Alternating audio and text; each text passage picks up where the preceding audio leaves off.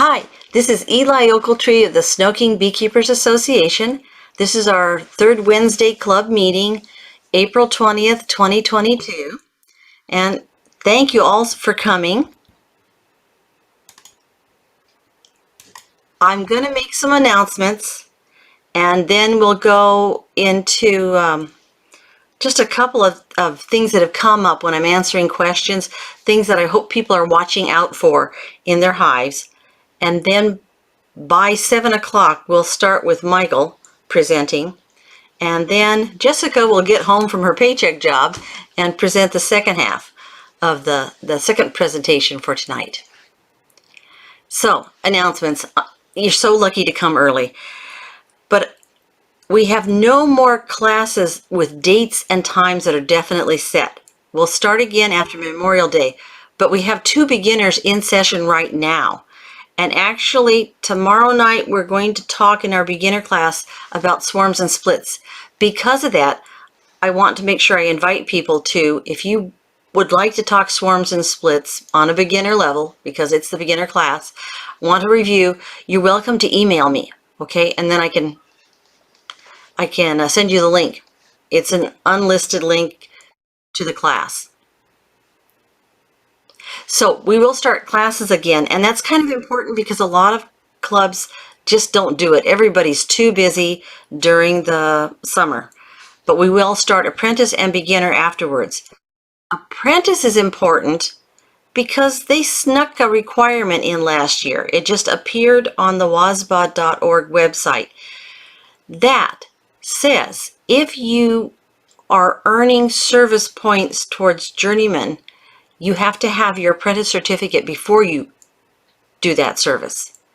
And I want to make sure that everybody who's going to be doing, especially late summer activities like the fair and such, have a chance to get their apprentice certificate so that they fully qualify. I'm sure we can work something out. We can talk to the Vice President of Education at WASPA if we need an exception. Beginner, I'm taking email notifications. Send me your email and I'll email you when I get 7 people to indicate that they would like a beginner class. Apprentice, we already have 5 that want one. So I'm sure we'll do one after Memorial Day. Just get in touch so that I can send out a group email when we get to setting dates and times. The hive sides hands-on, the weather has been miserable, but we will anyway do it. And we've actually had a pretty good time. We did a nuke install last Saturday, the day before Easter, and it was really fun. We took lots of pictures. I have to figure out how to put them into a slideshow, and actually there were like 3 or 4 people that took pictures, and by the time we put that together with some short video, I think we could actually make a how to install a nuke in Western Washington video, and that could be fun. If anybody's really good at editing and would like to volunteer, any people who are good at that, otherwise you get my amateur job. This recording of this meeting will be posted on YouTube and will be available to the public. Members, don't forget, I know it sounds crazy to say we have extractors, but some people like me are looking at all that honey that we refused to harvest last year and we left on our hives, which is the year to have left honey on your hives. It's so cold, the bees are having trouble getting up to the liquid feeders and using the liquid feed. But in case you're one of those people and you now have to admit that you have boxes of honey that need to be extracted or you have to do something with it, then see me. Or Ron up in Granite Falls. We have 2 extractors now. And we can stay all night talking bees. I have no problem doing that. But we do want to finish the presentation, so I promise that we'll finish the presentations and get to the Q&A by 8 p.m. if not earlier. And after, I'm sure we can get there by 8. I put 8:30, but I'm sure that by 8 o'clock we'll get to the point we finish the 2 short presentations. And then we can stay and talk bees all we want. Just to make sure everyone knows, we do have, it's somewhat amateurish, but we have a YouTube channel, we have Facebook pages. You have trouble finding any of this, you can ask in chat or during the question and answers. That's our web page. I've got the correct newsletter link up The nukes and packages list is still there, but it might be better to go to the Facebook discussion group if you're trying to figure out who still has nukes. I think there's at least 3 or 4 people. I suspect a half dozen easily in Western Washington that still have nukes and packages for sale. So I mentioned that there's a hands-on hive side. The next one is this Saturday. We haven't committed to which location of the others yet for the other days. I wish the weather would break, but we can do a lot of things. We've been having fun. We've been doing these since, I know, in March. We've already had a half dozen hive sites, and we can go ahead and do oxalic acid vaporization even on an empty hive or something. And I splurged and got the MK350, which is in the picture, and it's the half price Pro Vape. So that's the sort of thing that maybe is more important to a more experienced beekeeper. But looking at just personal protective equipment, just looking at different gloves and triple layer suits, are they worth it or not? We've had people bring their own smoker and just be able to light it and look at different types of fuel. We have burlap, egg cartons, bring your own. We'll try it out. And we can always look at FLIR photos of the hive, and the broodminder sensor is, the basic one is in. The scales I need to install. We're actually going to go to having a scale under one of the hives at each location.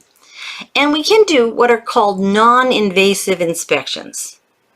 And if you're like me, you still have your moisture shims and your insulation on top, because otherwise the liquid feed would never be warm enough. We're trying to keep a little bit of heat from rising and going out of the hive. Especially if you have hive top feeders, that's useful. Some people are leaving the dry feed right next to the liquid feed. Seriously, they've got, because we can't tell. One day the bees seem to take one and the next day they take the other. I think our average temperature daily where I am, Maltby area, is finally going to start going up to 50 each day as a high. It was 42, seriously. Even a week ago, the average daytime temp. Oh, and when you come to a hive site, we have lots of literature. If you need last year's Dedant and Man Lake catalog, stuff like that. And I always like to warn people, we're not the only game in town. Go to WASPA.org and find out who else is having meetings that you can attend. That's really fun. And a lot of them are, the online meeting is open to the public, and sometimes the newsletters are, and you find out where their website is. I really like the East Jefferson Bee websites. I'm really impressed. I mean, I want a webmaster. They must have a group of people that do it there. It's really neat. EJBees, so EJBEES, and then you do .com or .org, and there's 2 different sites, and they're both fantastic with different strengths. And actually, Michael Duncan's talk on language of the bricks, his short write-up is on one of them, and I put it at the end of his talk. So we're doing this cycle around, looping around in our beekeeping year. We're at the blue arrow. We're trying to get the population built up so we can get maximum honey production or increase our hives or whatever else our goal is. And it is a never-ending cycle. You have to enjoy sort of being on the beekeeping treadmill, going around in a circle. But don't forget, you only have to do 3 things to succeed. It's KISS. It's keep it simple, silly. You just have to keep bees dry, make sure they get enough feed, either natural or use supplement, and treat for mites. And the Journeyman's Manual says that. I thought that is so genius. We should put that in the beginner manual. Dry, fed, treated. I can do that. We can all do that. And then, right now, people are dying to get into their hives. I know we are all dying to get into our hives. But we really are still, most days, in many parts, limited to non-invasive. If you're getting that magic, like 60 or real close, sunny, no wind, you're lucky. I've seen that a couple times this year. Of course, I always have to do something else that day. I'm not even at home. Oh, and when I say non-invasive, one thing that people say again and again, and it's good to think about, I know you beginners, you're all eager to get in there, But if you do peek and one brood frame tells you all you need to know, you can just glide away. The bees will hardly notice you were there. And I wanted to talk about temperatures just quickly. This is actually, I think, out of the Beekeeper's Handbook. And it's a wonderful temperature gauge. And it's pointing out the temperatures. We talk about these temperatures. We talk about 50 degrees being critical. And these temperatures are off a little one way or the other. I think the bees in our area, I look at the 50-degree mark. I think 45 is where workers really cannot fly, but sometimes they have to do their cleansing flights quickly. If the sun comes out and the wind dies down, the bees sometimes do what they have to do at a lower temperature. But it is really interesting. When people are talking about making splits, I noticed that fewer people are talking about making splits this early. Usually everybody would be talking about it, but it's so cold. But look at the temperatures. If the drones can't fly below 61, and the queen isn't supposed to fly below 68, and they need blue sky for her to mate, and that's true. You could make a split right now, a walk-away split, and the queen she wouldn't have to worry about the queen cell that's growing. You wouldn't have to worry about her flying for like another 20 days. But 20 days ago, I would have told you the weather would be better by now. So it's strategy, strategy, strategy. And as I said, anybody, beginner or wants a review, you're welcome to ask me for the link to the class tomorrow night. Yeah, temperature decides everything. Like dry, liquid feed. Varroa treatments. I was looking, I have a chart of 9. I believe it's on the website and on the Facebook page it's posted. 9 treatments listed, and when you look at the temperatures, 4 of them are very temperature independent, and 5 are very limited by temperature. Then forage, the blooms. My cherry trees are finally blooming. Just about a month late, that's all, or month and a half. And when you look at temperatures, as everyone knows in this area, 50 degrees is not 50 degrees everywhere. 50 degrees, overcast, windy, the barometer is rising or falling, it's freezing at night. We froze again here. It was 28 degrees again last night. That doesn't really count as a full 50 because it got to 50 today. But if it goes back down to 28 at night and freezes again, it's not the same 50 that someone else is talking about and is getting ready to do, maybe a Varroa treatment that needs to be 50 degrees. But it's not a true 50 if it's still freezing at night. I don't think it'll work. And you want those treatments to work because they are toxic chemicals usually. Oh, and I love Etienne Tardif's website because he raises bees north of the Arctic Circle, and that is really fun to read and listen to him talk. So what we're doing, and we're telling people, go ahead and install your nukes, go ahead and install your packages. You don't have a choice. The temperature is not coming up to the recommended temperatures. But don't forget, the bees know how to cluster. Take advantage of that clustering behavior. The only reason for using a smoker, I did put a smoker on here, which is funny at this time of year, because everybody knows the bees aren't really aggressive, right? They're focusing on the brood. They're focusing on keeping warm, keeping the brood warm. They're so nest oriented right now, brood nest oriented.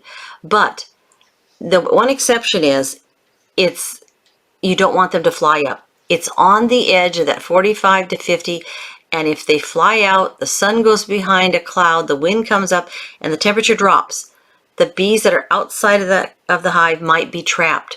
So that is, it sounds crazy to mention it, but a white vapor smoke could be the deciding factor for maybe 100 bees or so.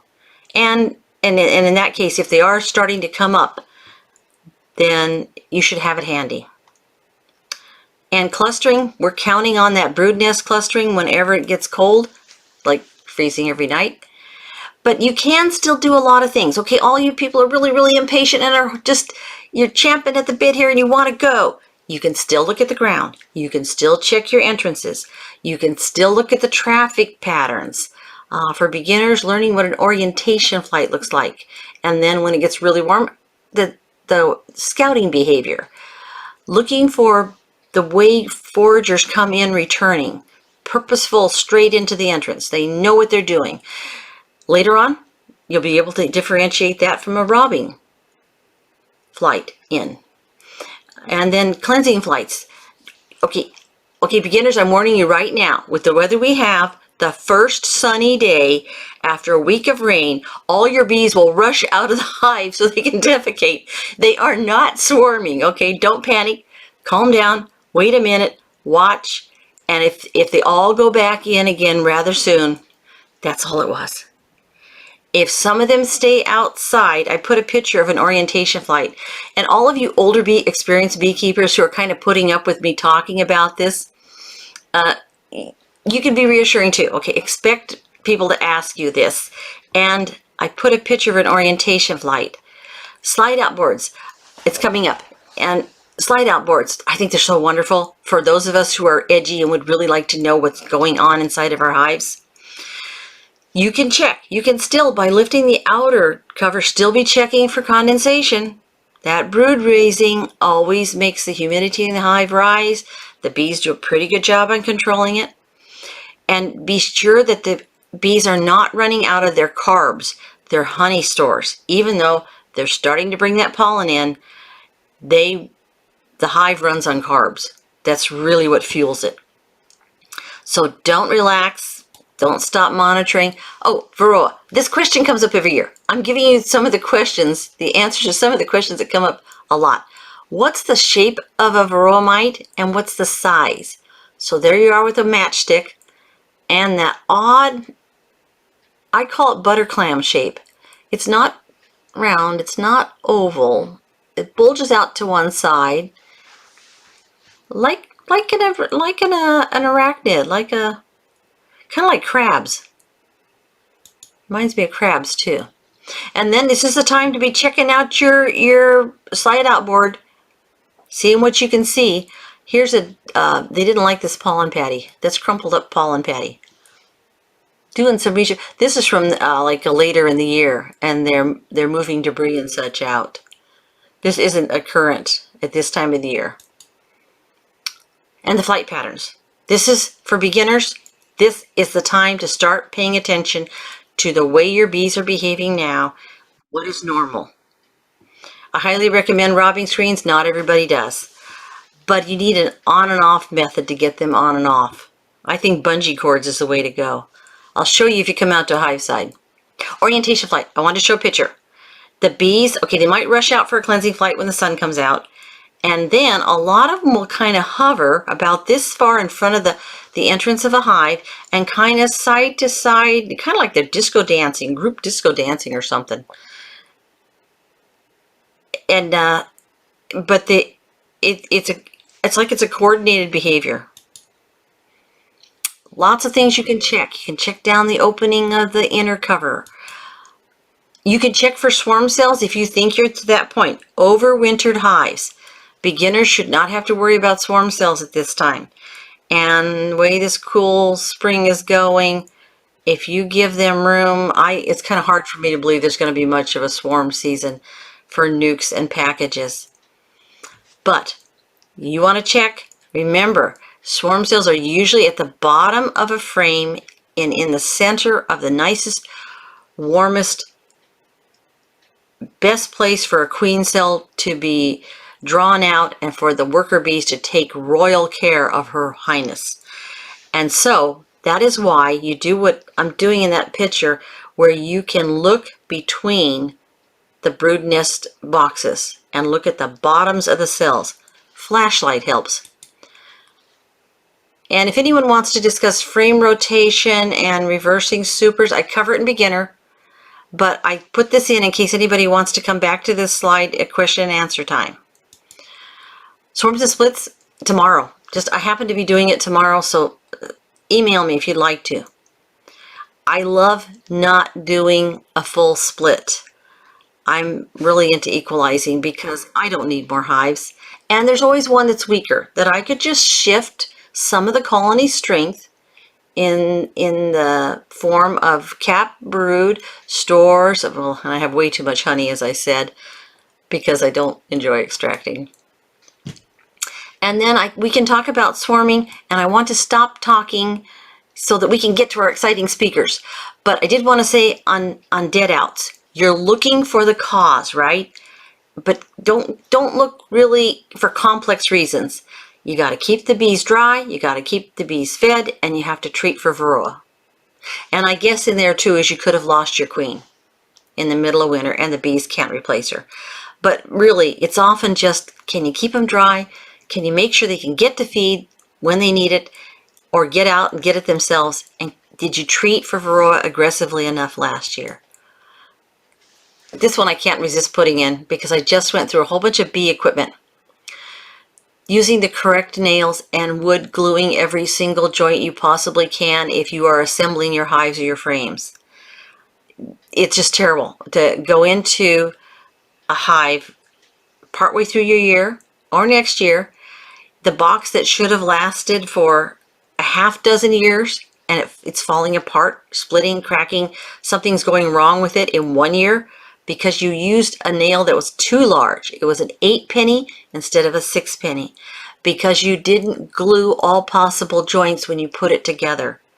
The 2-inch deck screws on the lower right really work well for the stress points that really need reinforcement, especially the upper corners of hives, of hive boxes, where you are working all the time with your tool. And there's better ways to work, but it's just natural to put stress on those corners with your hive tool when you're trying to get those propolis frames out late in the season or in the spring after they've really propolised them down for the winter. Those wonderful bees. So I am happy to talk nail sizes and glue. And if you buy frames, they're coming, a lot of them, and they're not stapled together very well. The cheapest ones I don't think are glued. The other thing that really helps, they're already together, right? So you're not going to take them apart to glue them. But the other thing that really helps is toenailing. And if you ask anybody who's into construction, framing houses or sheds or anything, what toenailing is, it's an extra nail put in at a 45-degree angle. I show it in my beginner classes, and I didn't put the slide here. And that's sort of my public service announcements. I can't resist because these are the questions I get. These are the issues that are coming up. Okay, so I will stop talking. Okay, Michael, I'm going to get yours up. Are you ready? This is it. How to speak with bricks, like the language of flowers, the language of music, but this is the language of bricks.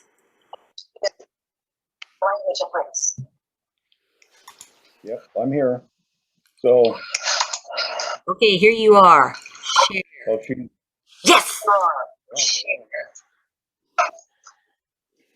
So anyways, everybody can thank Eli for putting this PowerPoint together. She managed to take a 1-page newsletter article and turn it into a 21-page PowerPoint. So, and then put me on the hook for it for my journeyman points.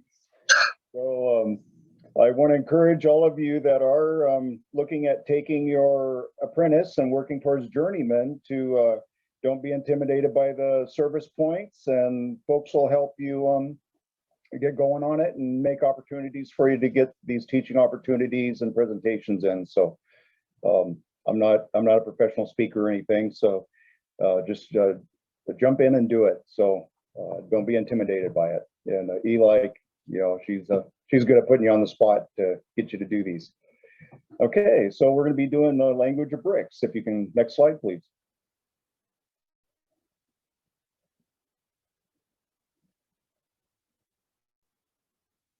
Okay, title slide here, introduction. I'm actually my 4th year beekeeper now. So we can move on to the next slide. And sorry about the slide change thing, where I'm working off of a Android tablet connecting with Eli's Windows 10, and we don't have the controls that I can work with the programs that we have. So we just have to be patient with this a little bit. So the language of bricks, We'll be looking at why and how to choose maybe your bricks, the code or language that I use, and then we'll be having time for question and answer. And the question and answer will hold off until Jessica does her presentation as well, and then Eli turns the recording off and we'll do question and answer at the end. So if you have any questions through this, jot them down, and then we'll address them at the end. The next slide.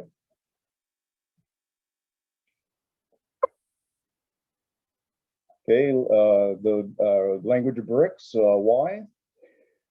And at a glance, you can, it kind of gives you the condition of your hives that you left them in on your last inspection. This picture here, you can see both bricks are facing forward, and we'll get into the meanings of each of them. So it gives you a visual to-do list. All beekeepers have some sort of most of all beekeepers should have bricks on their hives to keep the wind from blowing lids off. And Eli put on here about creativity, no right or wrong way. It would be nice if we did have an international language of bricks like we do the international color code for queen colors. And that way, if you visited somebody's apiary, you wouldn't get in trouble for putting bricks down in the wrong direction. So anyways, it's something that you can use as a management tool and something to have fun with. She put on here, impress non-beekeepers with the mystique of beekeeping.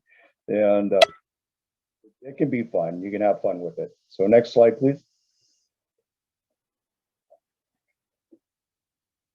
This slide, I mostly to show the position of where these hives are at. These are quite exposed here. So I just wanted to show that. And these are my out apiaries, and they've got the signage here. You'll see we had, when I took my beginners class, it was listed as a state requirement, and Eli had us, she went and double checked on that, and it's no longer listed as a Washington RCW code or a WAC code. They kind of recommended it, but it's no longer, they can't find it anywhere as a regulation. So these are no longer actually necessary, but I still keep them up on my out apiaries. Next slide. Okay, this one, choosing your bricks. In here, you again, these are the same ones as the previous slide in a very exposed area. And I've got one person that used to be a commercial beekeeper, and we went to go work in his apiary, moved some hives, and out of 10, 12 hives, 5 of them, the lids had blown off overnight. And we had boxes of soaking wet dead bees, and a rock or a brick on there would have helped. And another acquaintance, very similar situation, lost 4 hives in one night out of his 6. And he ended up putting cinder blocks on top of his, which are hard on your wrist, hard on your hands, hard on your back to lift. Household bricks, building bricks can be possibly a little too light. So I like these edging bricks, and we'll have some close-ups of them in a bit. So if you've got reasonable hands, you can pick them up single-handed, and they're not a pain, and they're plenty heavy enough to hold your lids on. I also want to have you take note of the hive colors here. These are all solid with the exception of one super there, and I'll make a note of that later on some points. So anyways, next slide.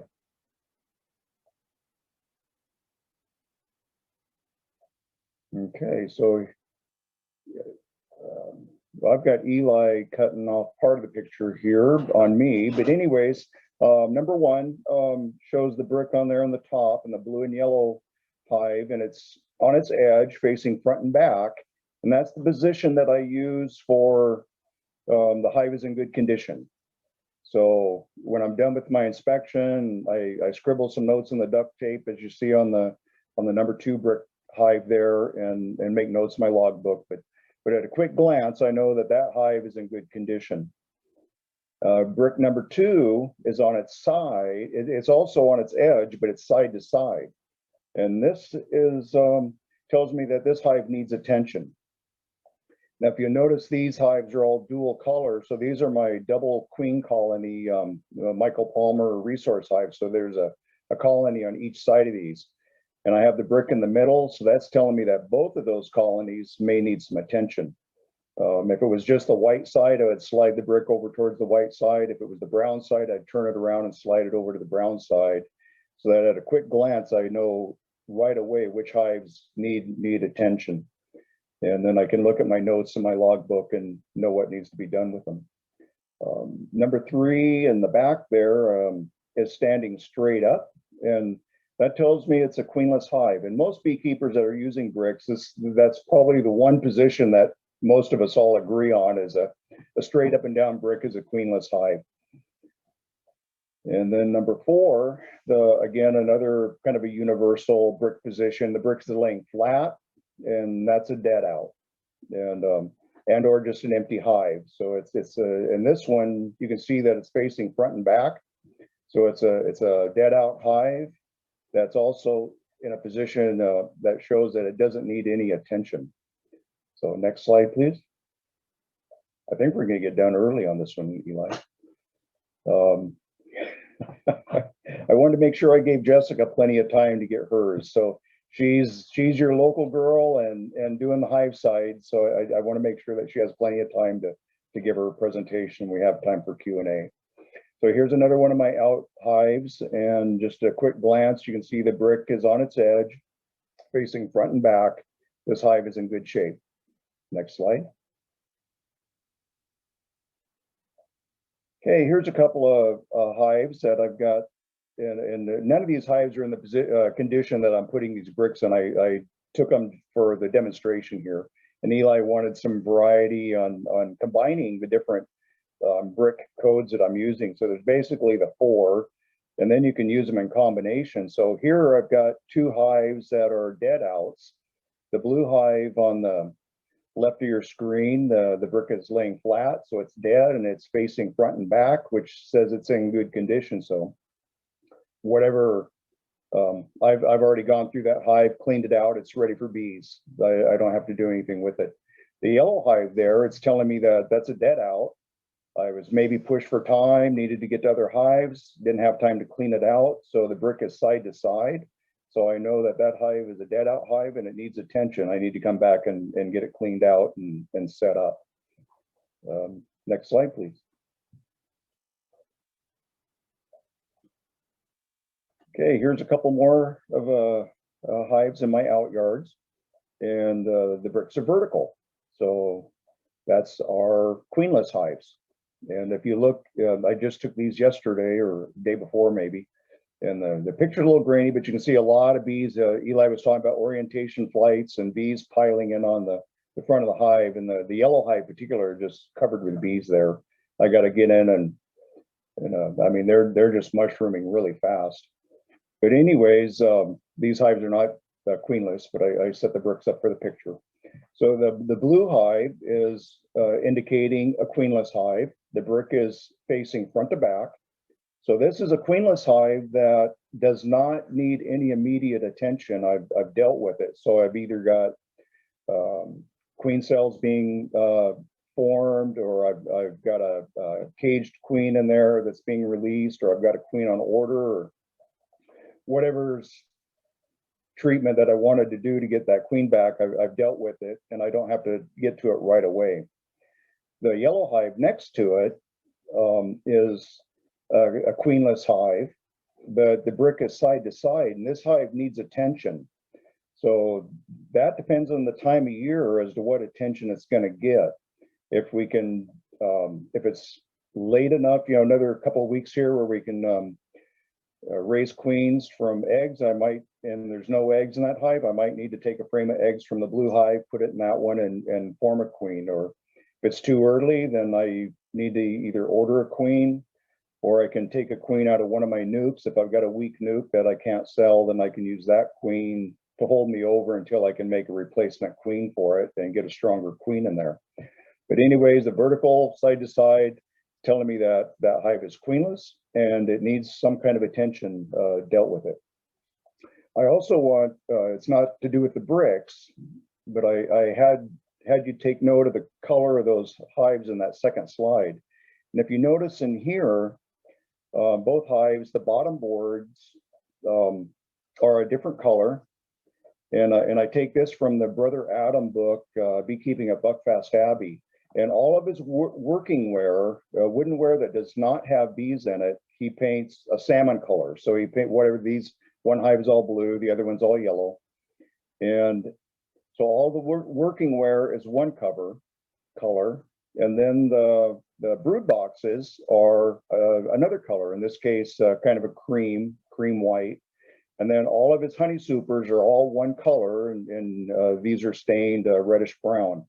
So at a very quick glance, you can tell what equipment you have on your hive without even, without having to strain your eyes and try and separate deep boxes from shallow boxes and inner covers and quilt boxes and all that, like on those first couple of hives that I painted early on when I first started. So this is a way that you, at a very quick glance, you can tell what woodenware you have on your hives. And then later on, when you get into splits, or especially if you're doing vertical splits like a Demarest method, and you've got a brood box with a honey super and a queen excluder or a snail grove board or something, and then another brood box facing the other way and another honey super, and you start stacking this stuff up, everything's the same color, then it can be, you have to stop and take some time to figure out what's going on with that hive. We're having things sort of color coded at a very quick glance, I've got a 2 queen hive going there. So it's just another management tool that you can use to help manage your hives. And just one quick question that popped up, someone's asking how many hives I've got, and I run 14 production hives, and I've got 14 nuke hives. So I've got 28 colonies total. And then with mentees and a couple of people that I'm helping with their hives that are having health conditions, I'm running probably close to 40 to 50 hives right now. So next slide, please.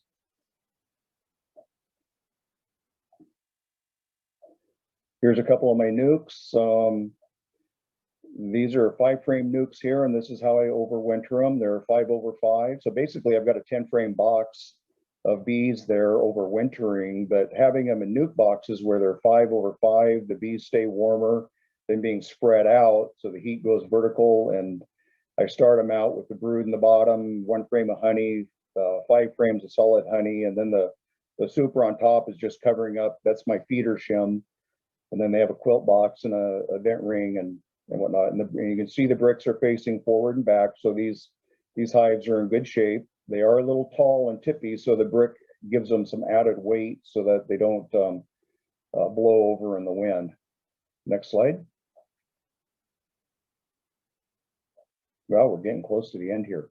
Record keeping. So everything that on the inspections, I keep notes. I encourage all our new beekeepers to keep notes. I've got, you can see on the lower right here, there's a couple of spiral ring cardstock notebooks, are like 5x7, and I've marked them off in lines, and I keep my notes in there. The leather bee log is that's sort of a daily journal. I can put in there, okay, today I did OAVs on all my hives rather than having to write every single one of them down separately. If I have hives that need attention that I've got made indication with the bricks, I can put that in my daily log that I need to come back and work on those particular hives and deal with them. Weather notes, I keep track of how much I spend on honey, how much I spend on woodenware each year.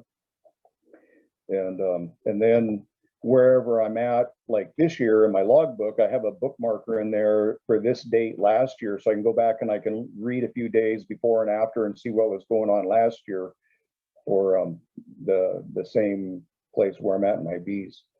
And then behind that is a 3-ring binder. That's sort of my resource binder. I encourage everybody to keep one. You see lots of finger tabs there. I've got a bibliography. I've got a section for pest and disease treatments. I keep all of the data sheets on the mite treatments that you get so that I can go back and look at the requirements for the different mite treatments and help me make those decisions. Eli also makes those available on her Facebook page, and presents them at all of her classes. So that's a good resource to have. Section on mentoring, queen rearing, just whatever you want to put in there that gives you a quick reference for resources. So anyways, good record keeping, and then coupled with your bricks, gives you a good management tool. But next slide, please. Here's my favorite bee buddy, and he actually got to join in on with us tonight. So we slipped that slide in there, and my youngest son, Stephen, he's the culprit that got tired of me talking about bees for 40 years of his life, and basically boxes and hives, and said, let's do it. So I can credit Stephen there for getting me started on this bee journey. Next slide. And this is what happens after a long day in the apiary, and you're tired and maybe had too much fun, maybe a bottle of wine. You have no idea. I'm going to have to go back through this hive and check it because I'm not sure what those bricks are telling me at all. And but that's what could end up happening. So we put that in just for some fun. And if you notice in the far background, there is a hive back there on the right that has a salmon colored bottom board to it. And that's the Brother Adam Buckfast Abbey colors. He has salmon on the bottom, cream white for his brood, and the stained red for his honey supers. It's that brownish red. And I think that part of that's being a monk, because they could have their monastery cells and their robes in any color they wanted, as long as black and white, and predominantly black with a white collar. The nuns got to actually wear a little bit more white on their outfits. So I think he was able to sneak in some color into their beehives and brighten things up a little bit. That's my interpretation anyways, but at a very quick glance, I can look back there and I know instantly what equipment I have on that hive, where the one to the right of it, which is kind of hidden by the bushes there, it's all linseed oiled. It's all the same color. And you actually have to kind of look at it a minute and think, okay, I've got, 2 deeps, a medium, or whatever equipment I've got on there. It doesn't stand out as readily. So next slide.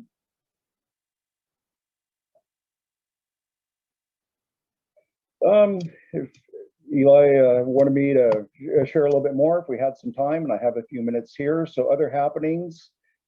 This is a swarm trap that I've got put up, and I would encourage all of you second-year beekeepers particularly to get a couple of swarm traps up.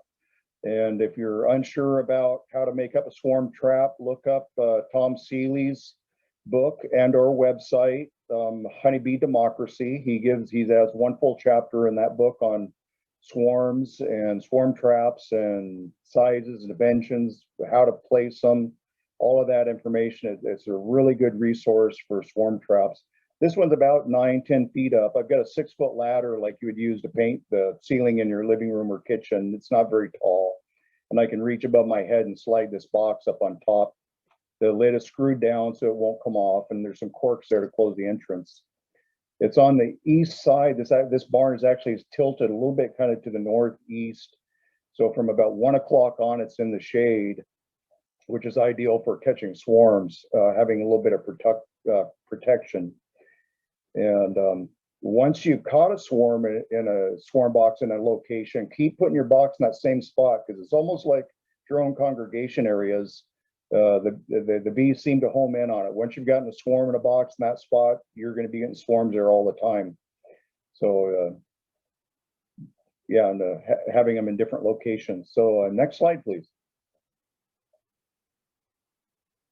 Again, here's my bee buddy. This is day 1 of Michael and Steven's beekeeping. It's my first 2 packages. So the expectant father's got his babies, and we're getting ready to go put them in. So next slide, please. Queen rearing.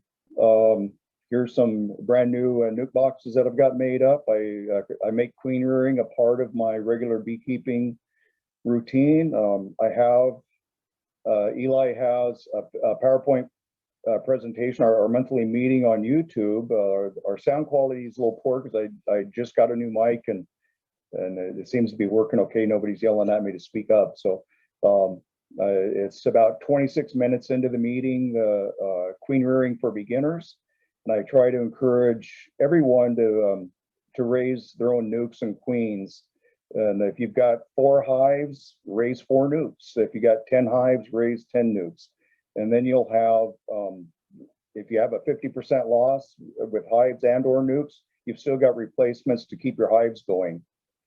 Woodenware for beginners seems a little costly at first, but when you look at $200 a nuke, if you lose a couple of nukes, you've already paid for your nuke boxes by raising your own queens.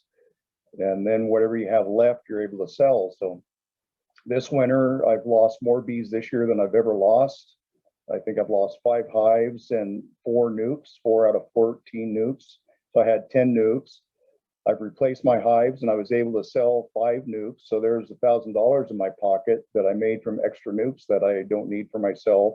That helps pay for my sugar and any other woodenware and oxalic acid, just whatever. It helps keeps my beekeeping hobby sustainable. I'm not doing it for profit. It just kind of keeps me coasting along here. So by raising nukes, it gives you a lot more options on keeping your bees alive, replacing your bees.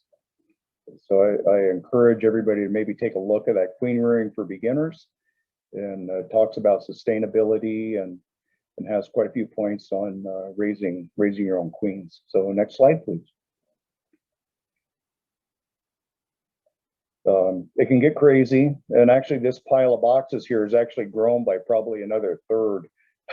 I've had a hard time shutting the table saw off, but I've got enough nuke boxes there for probably about 40 queens right now. And then the portable boxes on the right, I use them for harvesting honey. I can't lift whole boxes anymore, so I'll take the frames out and put them in there, use them for delivering bees, whatever. So it's good to have a few of those JZBZ plastic nukes available for moving bees around, and a couple of extra hives for doing splits, recombines, just storing extra honey frames that you might pull out of your production hives. You can put some away on the side.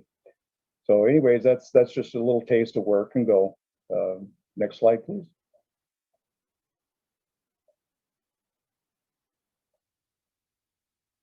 Hanging out with the bees. This is a slide we used in the queen rearing presentation. This was my first year, and this was about a week after we installed our packages. And I ended up with an abscond going on, and panicked, called my mentor, and we got into the hive real quick. There was no brood in there at all. So he yanked a frame of brood out of my white hive, moved it over to the blue hive, put everything back together. And by the time we had the boxes together, all those bees on the front had moved back in. I had the swarm box there, hoping to try and catch them. We should have had it on the ground where they could have marched straight across, but I wasn't quite that experienced yet 1 week into my beekeeping. And then I went and got a replacement queen from the supplier and got that hive up and going. So that's just a slide for interest there. Next slide. Nope, here I am where you can actually see my face and my bee club suit here. I just got that all together. My wife laughs at me because for years, when I was younger, I used to laugh at the old guys with their club vests and car clubs and carving clubs and lions, elks, moose, and koanas, and you name it. And all these old guys were strutting around in their club vests, kind of being a geek. And well, now I'm an old guy and I are one. So I had to include that in, just kind of something for fun. But if you are working on your journeyman, I would encourage you to, I wear this to the club meetings, and I'll leave it on if I have to go to the store, hardware store, or something for that day. But it's a good conversation starter. And I've gotten a lot of people like, oh, you're a beekeeper. I've always wanted to do that. And I was able to get quite a few people signed up for our beginners classes at East Jefferson Bees when we were running those. And then once we were far enough along that we shut it off, I started sending them to Eli's, and I think I've sent her 4 or 5. I don't know how many actually signed up and got started, but it was a good conversation. It's a good conversation starter to get people excited and into bees. If you're doing presentations and talks, going to a county fair, earning those service points, it's good to just have a little something that says you're a beekeeper. So next slide.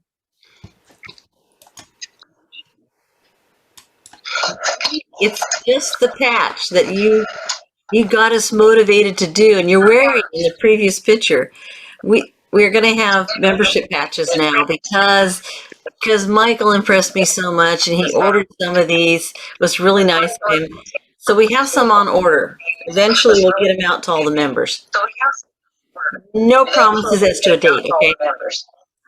But see, doesn't it look great there on his patch? It's the bottom one, right? It's the bottom one, right? Yeah.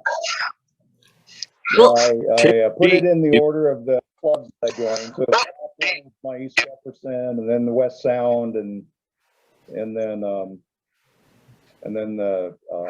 SnoKing. So yeah, those will be available when Eli gets them from the printer, and they put it on a hat, a shirt, jacket, a vest, anything. It just lets people know that you're a beekeeper, and it's a good conversation starter to help promote the club. Eli's keep sending people to Eli. Try to get the beginning beekeepers to be taking these classes, and it'll help, especially the beginners. It'll help us keep bees better without losing hives, and it'll also help us build our network so we have more of us that can share with each other. So anyways, Eli, I'm sure she'll post it on her webpage when these are available. So they're in the printer. So that's what I've got, Eli. And I want to thank you for having me. And if there's any questions. Yeah, thank you so much for doing this. And I think you're a great presenter. And I'm so inspired by all that organization with the record keeping and the coordinated paint job. And wow. I'm very okay. So we're still going to hold questions until after Jessica does hers. Is that the plan? And Jessica is here. So Jessica, I'm going to get yours up. Let's see, how do I do this? Eli, I'm not quite ready yet. I've still got to set up my computer and everything. So if you've got other stuff to talk about, that would be. Yeah, we could go ahead and do questions. I raised a whole bunch at the beginning. And are you going to run the PowerPoint from your computer, or do you want me to do it and you say next slide? I think that would be easier to do next slide because I'm not sure what I'm doing. Okay, great. Let me make sure I can get it up. Okay, I can get it up. And then when you're ready, you'll let me know. Okay, in the meantime, we could check chat and questions.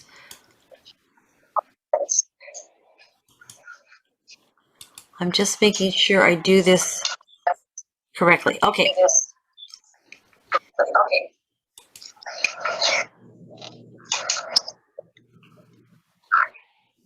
Actually, now that I have it,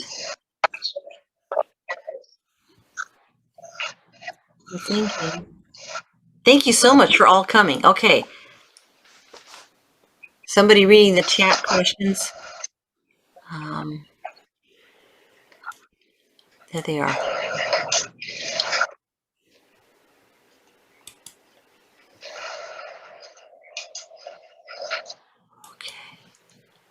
Okay, we got it. Okay. Okay, so people are reading. There's some neat stuff on here, but the advice, chat's really great.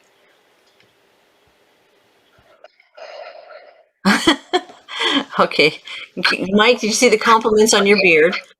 And then yeah, Mike, that's a good question from Jeff about, did you do better with hives at home than you did without yards, or were your winter survival rates consistent?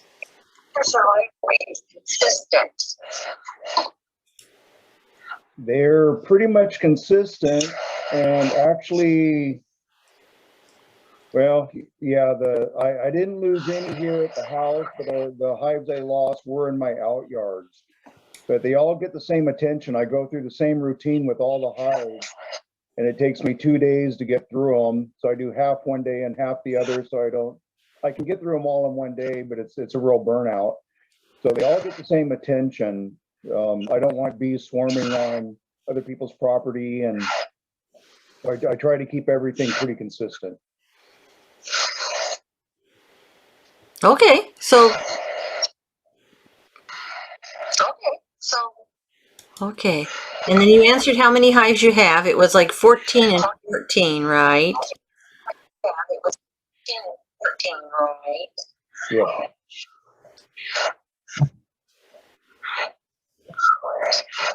And then Mark says he uses a spreadsheet with cell outlines. Oh, The cell outlines. Oh, trying to with cell lines to show the current hive configuration. I don't. Mark, do you want to explain that a little more, or? I don't want you to write that little more. Yeah, sure. If you can see can you actually see the picture when you click it? Oh, I have to click something. Yeah, there's a file in there, a PNG file, and maybe it's self-explanatory, maybe it's not. Oh, I see it. I see it. Okay, usually doesn't work on my computer, but there's a download. Click to download, and then if I download, I have to save it. But let me see if I can do that.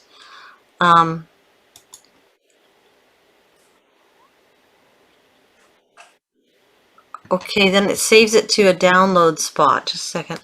I think I know where it went. If anyone can do it faster, go ahead.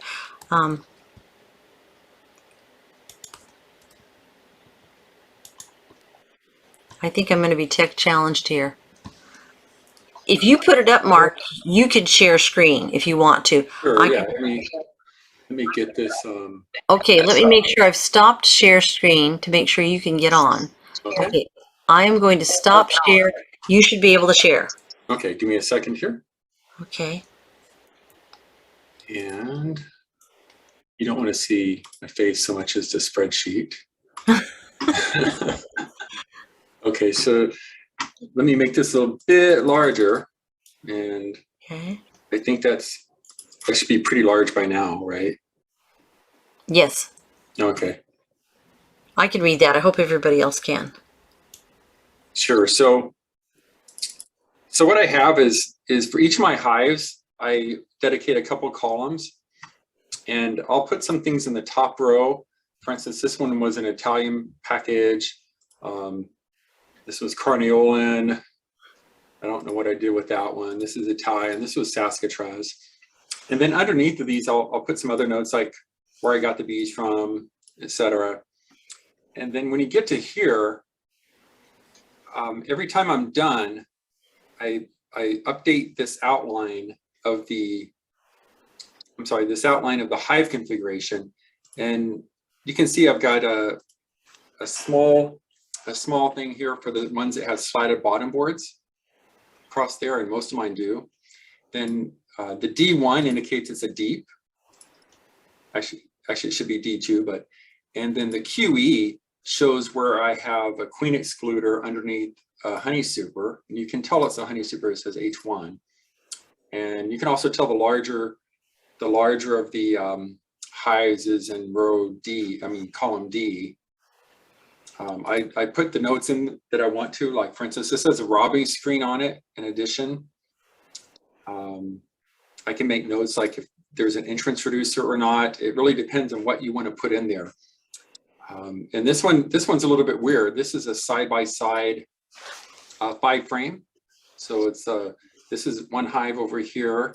I had left that one empty, and this was another hive that I installed. So there's only a colony on the right side at the time. So then you just put notes on the bottom, and every time I go through that, for instance, if I harvest honey and remove the honey supers, it will be smaller.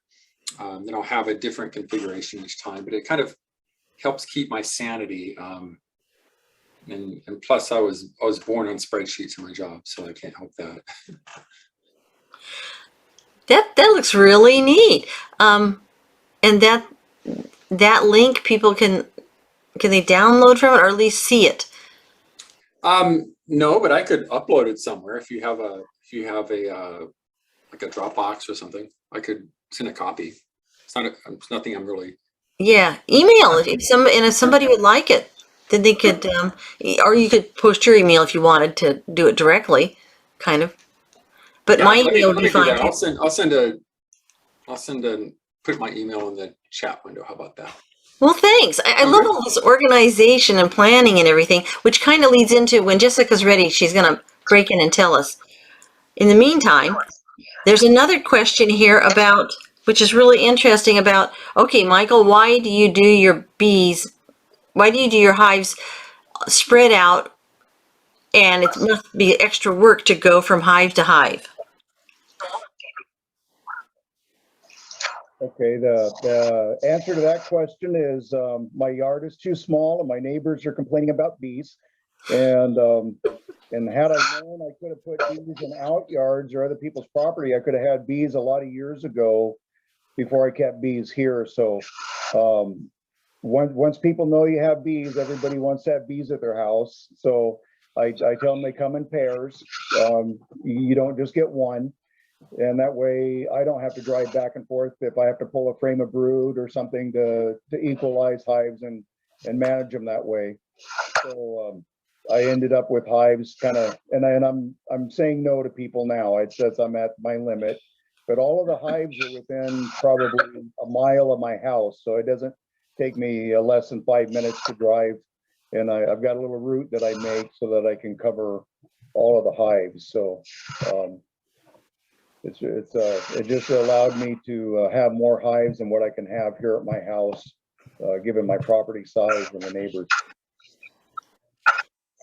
And then there was one other question, Eli, on my queens. They asked if I felt that my queens were good enough quality, getting mated adequately for here on the Olympic Peninsula.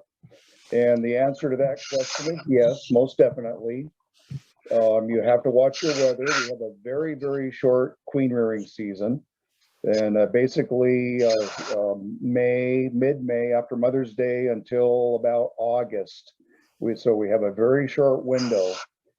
Once you know what you're doing, and if you watch the weather really close, you can push it kind of close, mid-April, if you count your hatching time and all that, and then hope you got warm weather when the drones are out and the queens are mating.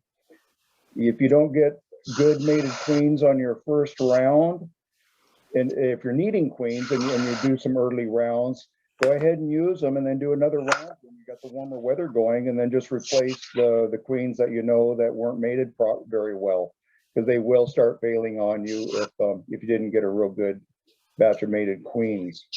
So it takes just being aware of the weather and then being persistent at keeping at it.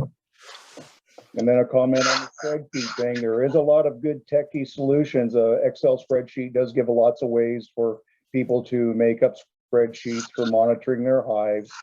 I'm old fashioned. I know how to use a pencil and a ruler, and I get lost on this electronic stuff. So by doing it on the cardstock, I can take it out in the apiary with my sticky gloves and get it mucked up, and I can take my notes right there at the hives while I'm working on them. But there are a lot of good applications out there, whether it's your cell phone or Excel spreadsheets that you can use to keep your notes on. So it really depends on your learning style, your organizational style, and what you like to do. So yeah, you use what works for you. Okay, great. Jessica, are you ready after working your full paycheck job all day? I'm trying to figure out my audio really quick, and It's then working. I'll be ready. Yeah. And then the spacing hives, somebody put in, well, you could get different varieties of honey maybe if they're far enough, if different out yards. That's kind of true. You suspect that you got fireweed here, and and knotweed closer to the river. I mean, but a lot of people, they're trying to see if it helps their bees do better, if they're not competing from each other, possibly annoying each other by trying to steal from each other. Rusty Burlew wrote an article on her blog, honeybeesweet.com. And that's sweet, S-U-I-T-E, and I can hear my feedback, so I need to mute myself and let other people speak. But that, I know that's one reason. Sometimes people say that it's better for the hives. And in nature, Tom Seeley studies that there's a certain spacing that feral hive situations, and they maintain that spacing from year to year. So. Yeah, what I've read and studied is about 40 hives in a 2-mile radius section. And so I've surveyed all the people that I know in the area. There's 6 beekeepers within a 2-mile radius of me. And I found out how many hives they have because I wanted to try to keep the density down below 40 hives for our 2.5-mile feeding radius of the bees. Now, there is going to be some overlap with my bees, but then the ones on the outside edge are going to even go further in those opposite directions. So I've taken that into consideration and trying to keep the density at a level that they're not competing for food.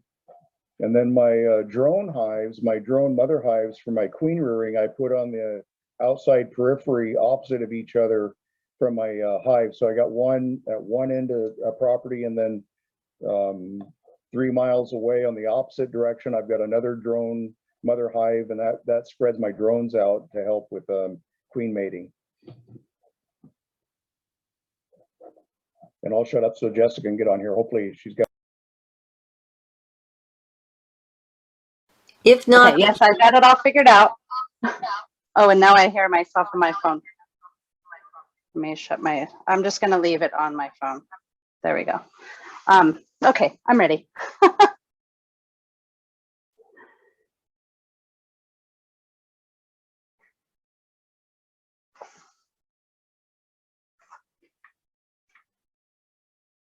So Eli, I think if you want to do the main ones, I guess, and then I'll pop in, since I wasn't really prepared for the presentation, and then I'll just kind of pop in. You're muted, by the way. yeah, I know. There we go. I thrust Jessica into this, and it's really only the first 15 slides that are important, right? Because the others were just kind of hive inspection type stuff. Okay, now are you seeing the screen?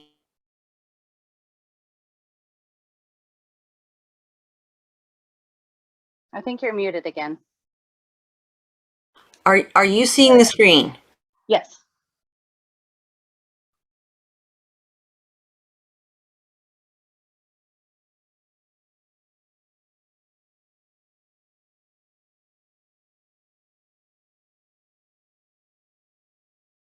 Should I introduce you? Because I didn't do that. You're our hive side manager, becoming an apprentice beekeeper. You're living on the family farm. Don't forget to tell all that neat stuff about this is the family farm. You went to Wyoming for a while, but you came back because you know that Western Washington is really where anybody's heart really is. So you're beekeeping out there in Sultan. You're working a paycheck job and training for another job, and you are so busy that asking you to do this, I feel guilty, but I really wanted you to show the pictures of the Sultan Hive site so that we get people to go there.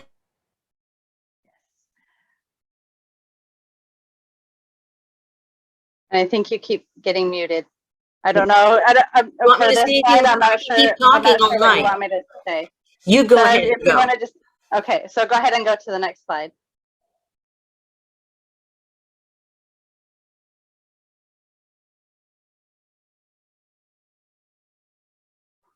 There we go. Okay, there's me.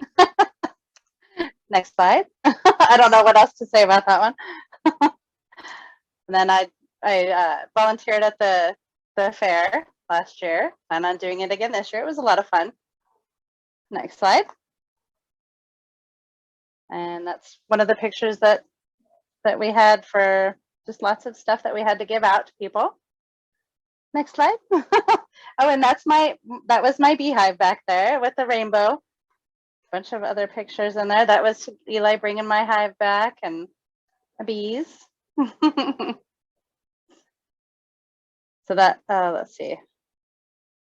The picture with the dirt was what I started with. Okay, sorry there. Okay, that's all right.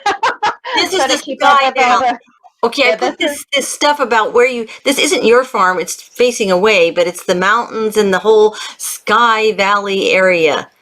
have a beautiful view. I love it. Mhm. Okay. So just other pictures around. This is mostly my neighbors are these pictures. This is the area around the farm. I'm not sure where you got those ones. Those are Oops. Oh, shoot. Okay, I know what I'm doing Okay, wrong. I have to there we stop go. doing that. So Okay, this I will go was back. after I had started putting it together. Okay, that's the river, the river, the Skykomish. Okay, yeah. The Sky Valley area is named, okay, I put that in for local color. Aha. Yeah. Okay, so that's basically what I started with. Before I started clearing that area out, it was full of blackberries, full of just stuff that had been stacked there for so long with blackberries growing through it. So this was after I moved everything out of the way and got the ground clear itself. I selected this site. It's kind of on a little bit of a hill. The blackberries, where the blackberries are is where the wind comes from. So I thought that maybe the blackberries would make a good cover for the wind.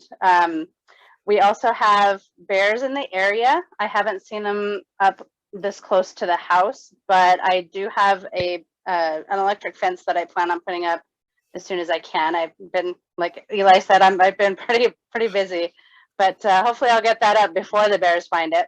I was lucky this year before they went into hibernation. But yeah, so I basically just kind of evened out the ground right there. And if you want to go ahead and advance to the next one, I think, I'm not sure what all you have on here. I glanced through them, but I didn't have a whole lot of time to really go. Okay, so what I did there is I took out this rectangle section and just dug into it about 2 to 3 inches, just to be able to make sure that the ground was level for the bees. And then after I put the bricks in there, placed the 4x4s down, I just made sure that it was even. I lined it with some weed protectant. I've got a few coming up kind of on that side of them and around a little bit, but not too bad. And then I lined the rest of the tunnel, I guess, with gravel to further kind of help keep things clean, keep things weed free. And then I put on the, let's see, I'll go ahead and advance to the next one. I put some bark down around there after I lined it with the fabric. So then that's basically what I started with there. I put an extra set of blocks there just to have something handy to set stuff down on. I also have a chicken feeder, or yeah, basically a chicken waterer for extra water for the bees. There's a pond down below the hill just a little bit, and it's usually full, but I just wanted to make sure they had something close by. I figured it couldn't hurt. I need to clean it up now. It doesn't look quite that nice now, but it still looks pretty decent. I've planted some wildflowers around there just to have something pretty and eventually food for the bees. And that's pretty much about it. Basically leveling the ground, making sure that the wind wouldn't, blow directly into it. Basically have the hive facing the blackberries, which is facing southeast. I wanted to face them a little bit more east, but I didn't feel that they would have as much protection from the wind going directly into the hive. And then I didn't want them totally facing south either. So it ended up working out really well. I found out after I had planned on putting my bees there that my great-grandfather had bees there. So I thought that was kind of neat too. And next slide.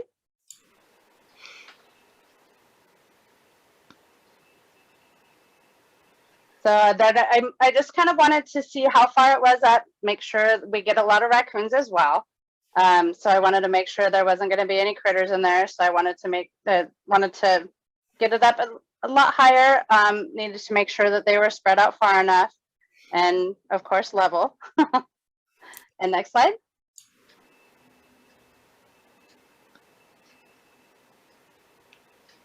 So that's basically a different direction after setup.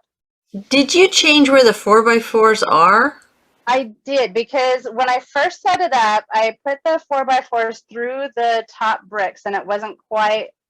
I don't think we could get it wide enough for the hive, so I had to put them on top, and it seems to be pretty stable. I haven't had any issues with them rocking or anything like that.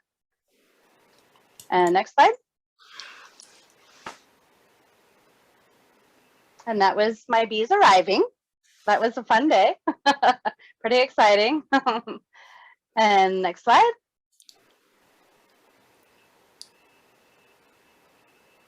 And then, so that's with it all set up. We hadn't taken the duct tape off yet. We were kind of getting everything settled in. You can see my chicken waterer there.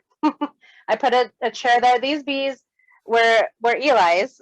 She had them in a place where they were getting too much shade, and I've got lots of sunshine right there, which was another good thing for placement.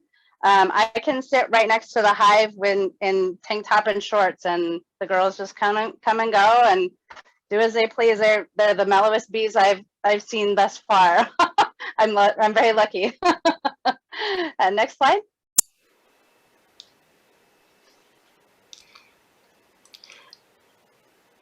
So there's, after we had them in there for a while, I think this was one of my first major inspections that we went through. So I got lots of good pictures.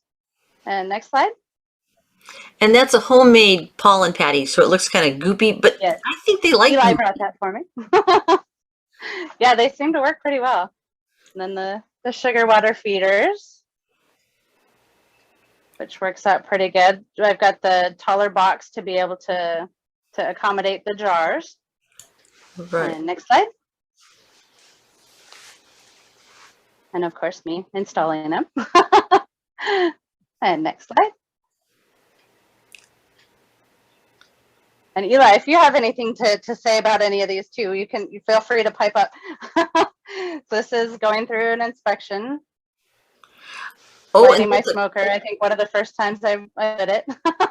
and that's a good tool bucket too. I love that thing. It's flexible, so I can put whatever in it I want and carry everything and have things hanging out if I need to. I almost got the next size up, but I thought that was a little overkill for what I needed it for. It seems to work out pretty good. Next slide. And then same thing. This one's facing the house. You can see my little tiny blue house there. That was my great grandmother's house. They built that for her in '63, I think. How many square feet is that? 385, not including the loft. And the loft is very shallow. If I stand up, I have to bend my head down. But I'm pretty short, so. And next slide. And I think the robbing screen, I think that's what I was taking a picture Oh, of. yeah. Are Yeah, you that taking a actually, yeah, that works out really well. It's got the 3 openings there. I had them open until we went to do the oxalic acid treatment. And then I closed it off. I think I kept it closed. Let's see, wait.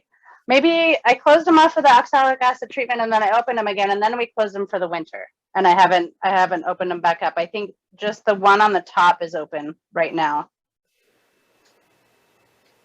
So I should probably open that again for them, make it a little easier on them. And then next slide.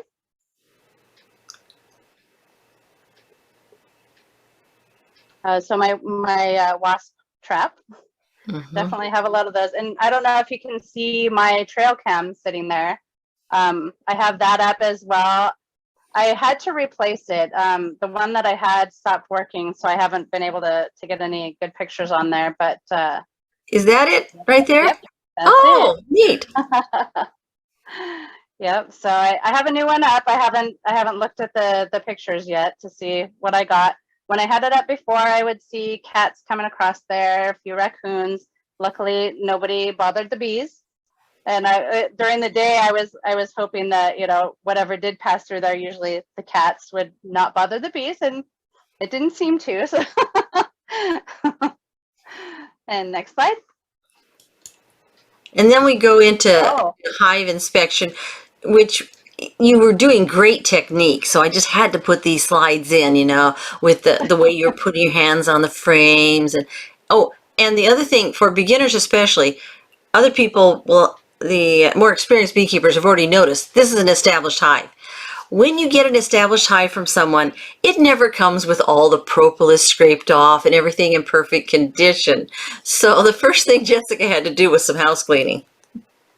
Yes, that was fun.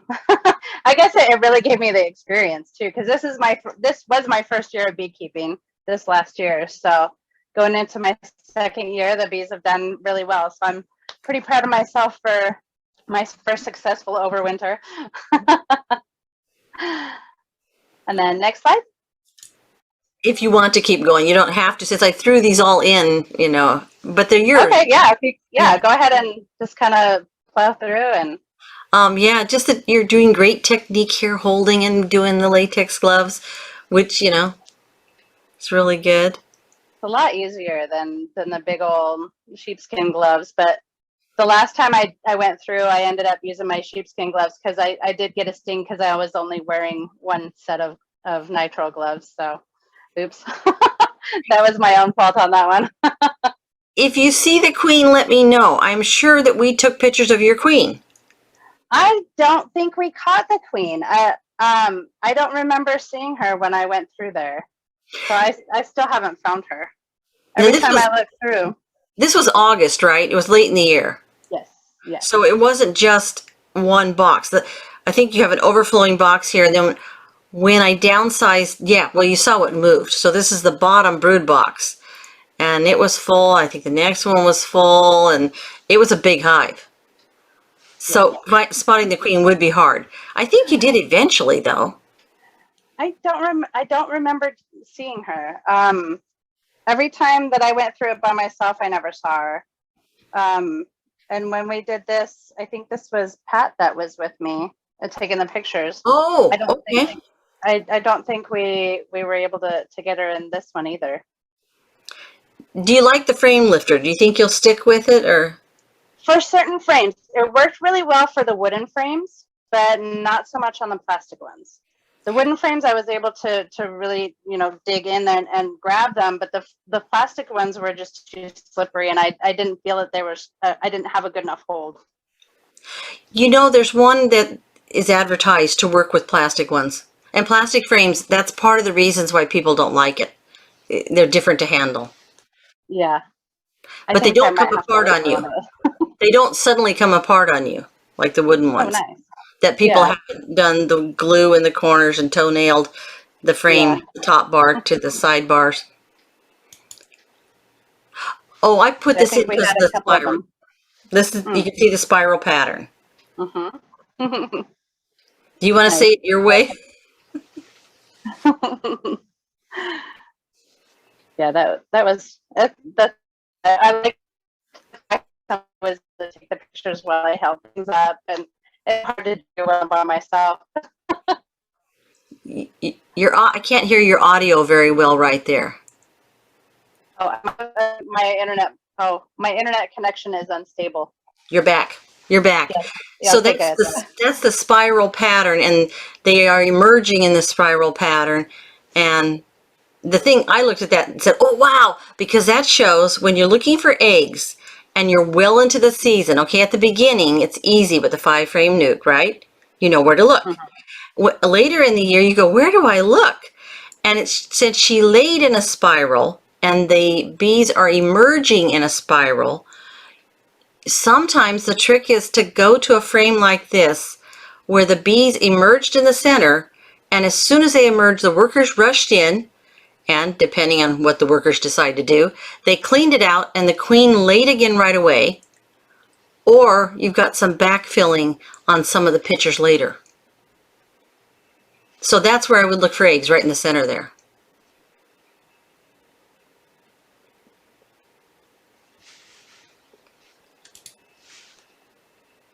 So, just interesting pictures. Yeah. It just kind of fun. And here's the housekeeping. When you get an established hive, it comes with, little extra burr comb. Oh yes. Yeah. That I found takes me so long because I'm so OCD that I try to get them as clean as possible, and it takes so much time.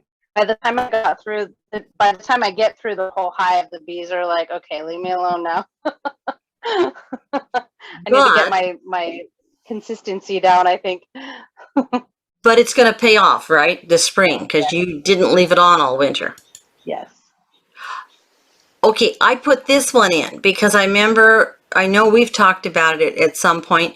You're going along and you don't have to take every frame out. When you take one frame out, you can look at the next frame at the side of it. So I don't know if you and Pat took that picture or if I was there, but that's what it made me think of was. I think we did. Yeah, and that's what it made me think of is you don't have to take every frame out sometimes. Mm-hmm. Which saves me time. Yeah, and that gripper doesn't work well on the Yeah. plastics. I had to hold it on the other side too. Yeah. And a honey frame, just kind of. Yeah, I think that was a really good inspection. We had a little bit of everything in that one. Yeah, and I'm not sure with this picture. It almost looks like you're pointing at something, but I can't quite see. Yeah. Can't really see either. Maybe it was just my finger, my extra finger or something going like this. I don't know. Yeah. And then we took FLIR pictures, which I'm going to coordinate with the broodminder data, and we're going to do some data crunching and flight hours, and I've got a plan. We'll see. Cool. Try to make it happen. And then, we got the broodminder data. I'm going to coordinate it at some point. This is my question for everybody here. This is wonky comb. And I know that I've heard reasons why bees do wonky comb. They just kind of go crazy. And then this waxy stuff here, any theories on that? And I think that's the end of the slides. And then we can just go to questions. But that's my question. Wonky comb, why do they do it? Drone comb I understand, but this is just totally, look at it. It looks like a patchwork quilt. Like they couldn't make up their minds what direction they were going in. And I think that's the end. And then it's a beautiful area, the Skycomish Valley going through there. And there's Jessica at another hive side. That was at yours. Is that mine? That's what I was going to say. With men, and they're eating the honey. They're stealing it right from the bees right there. And I'm still trying to get rid of all these from the fair. That's why that picture's in there. And there's a hands-on hive side this Saturday. Come call me. Okay, and then we can go to questions. Questions for Jessica. We had time for questions for Michael.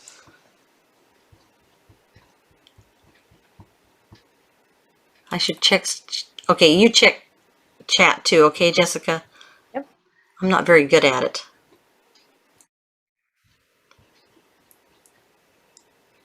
Okay.